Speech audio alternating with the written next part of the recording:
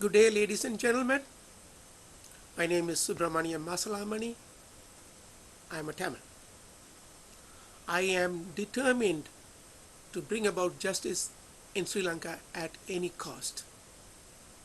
Therefore, today my subject is Sri Lanka, a nation misguided by Sinhalese nationalism, religious fanaticism, and criminal politicians. In 1948, when the British left Sri Lanka, they handed over to the Sri Lankans a nation that was well organized in several ways. Singapore at that time wanted to copy the Sri Lankan model of government and economy. But in 60 years, the Singapore was made into Somalia by the politicians of Sri Lanka.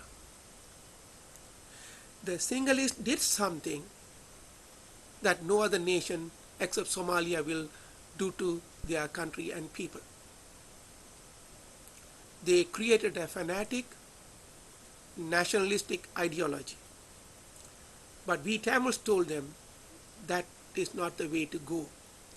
But for some strange reason, they thought Tamils were aliens to Sri Lanka and they must leave Sri Lanka. We didn't know why we should go because we were born there. Our parents were born there. What made them to think Tamils are aliens? We realized that repeated Sinhalese governments had identical policies towards the Tamils.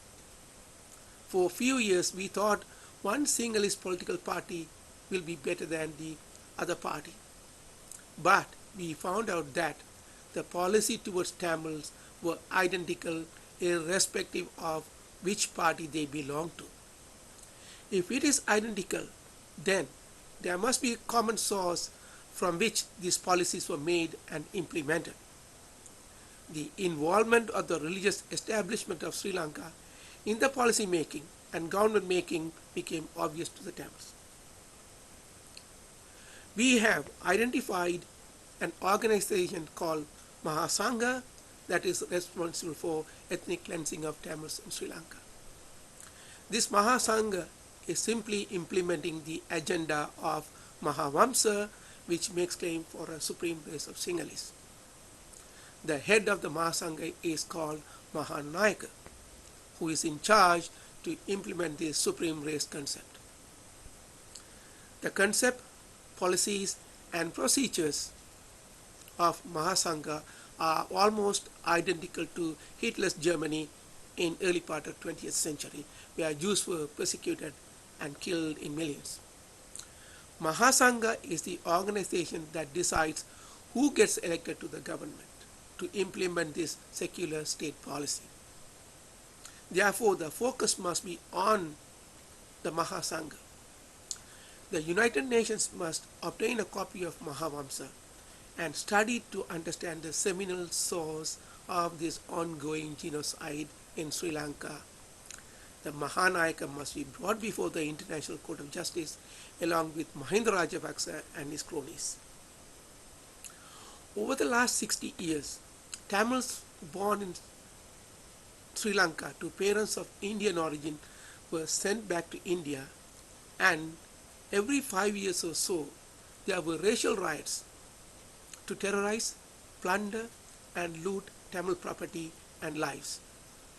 Libraries were burnt, businesses were nationalized, and properties were taken away.